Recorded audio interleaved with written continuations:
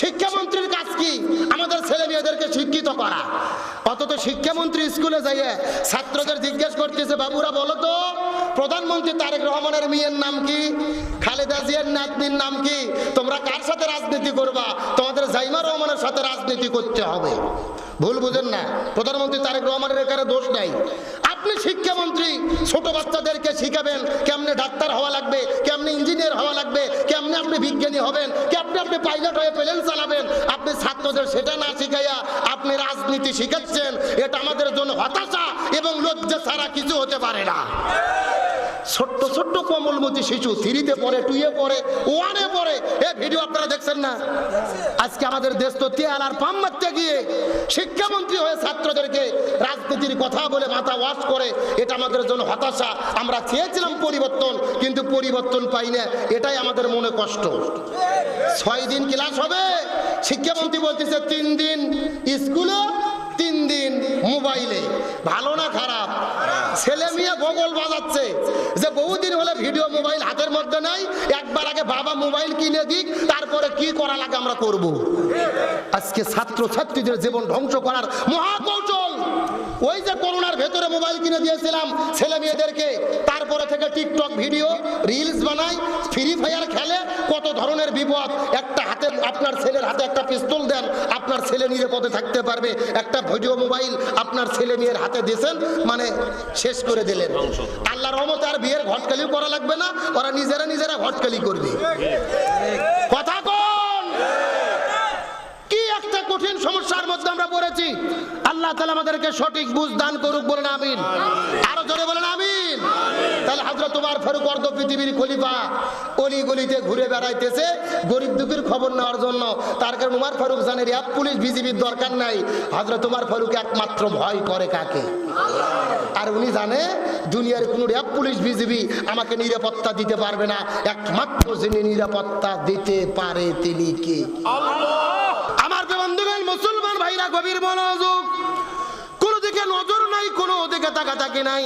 ছোট্ট একটা দৃষ্টান্ত দেওয়ার পর আপনাদের মধ্য থেকে বিদায় নিয়ে চলে যাওয়ার চেষ্টা করব। হযরত ওমর ফারুক রাদিয়াল্লাহু তাআলা মদিনার অলি গলিতে ঘুরে বেড়াইতে লক্ষ্য করে দেখে একটা বাড়ির মধ্য থেকে 2 জন মহিলার কণ্ঠে সাউন্ড পাওয়া যায়। একটা হলো বৃদ্ধ মহিলা, আর একটা হলো যুবতী মেয়ে।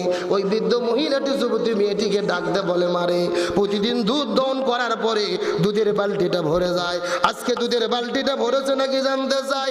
মেয়েটি ডাকতে বলে, মা আমি বারবার চেষ্টা করেছি, কিন্তু দুধের বালতি তো ভরাইতে পারি নাই, আমি কেমনে দুধের বালতি ভরাবো?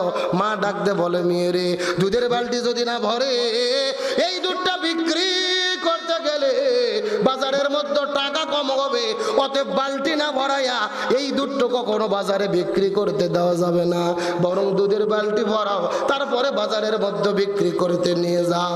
মেয়ে ডাকতে বলে, মা আমি বারবার চেষ্টা করেছি, কিন্তু দুধের ভেতরে আমি বারবার চেষ্টা করে দুধ দহন করলাম, কিন্তু দুধের বালতিটা ভরাতে পারি নাই। মা ডাকতে বলে, মেয়ে রে, দুধের বালতি যদি ভরাইতে চাও তাহলে বালতির দুধের ভেতরে তুমি কিছু পানি ঢুকাইয়া দাও। জোরে বলেন সুবহানাল্লাহ। কি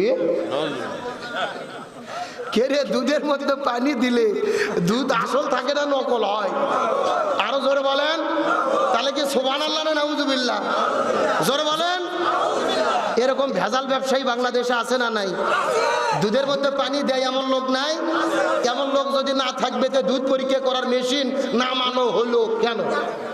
এখন আবার এমন ডিজিটাল গারস্থ নামছে ভাই, দুধের মধ্যে পানি দেয় না, যেই বালতিটা দুধ দহন করবে, যেই পাতিলে বুদ্ধি করে আগে পানি দিয়ে ধুয়ে 1 কেজি পানি আগেই বালতির ভেতরে নেয়, তারপরে যার পরে দুধ দহন করা শুরু করে, তার মানে ওরা দুধের মধ্যে পানি দেয় না ভাই, পানির ভেতরে দুধ দেয়। ভেজাল ব্যবসায়িক আছে না নাই? আমার বন্ধুগণ, মুসলমান ভাইরা, গভীর মনোযোগ লক্ষ্য করুন। কোনো দিকে নজর নাই, কোনো দিকে তাকাতাকি নাই। মেয়েটি ডাকতে বলে, আমি যদি দুধের মধ্যে পানি ঢোকায়া দেই বিপদের মধ্যে পড়তে হবে। হযরত ওমর ফারুক কোরআন দিয়ে রাষ্ট্র পরিচালনা করে। ওমর ফারুক যদি জানতে পারে আমাদের জন্য বড় বিপদ হয়ে যাবে। কোরআন দিয়ে সমাজ পরিচালনা করে। আমি যদি দুধের মধ্যে পানি ঢুকাই দেই, আমার দেহ থেকে হাড়টা কেটে আলাদা করে দেওয়া হবে। মা ডাক দে বলে, মেয়ে রে, এই গভীর রজনীতে তুমি যদি দুধের মধ্যে পানি ঢুকাইয়া দাও, এই দুনিয়ার কেউ দেখতে পারবে না, ওমর ফারুকও দেখতে পারবে না।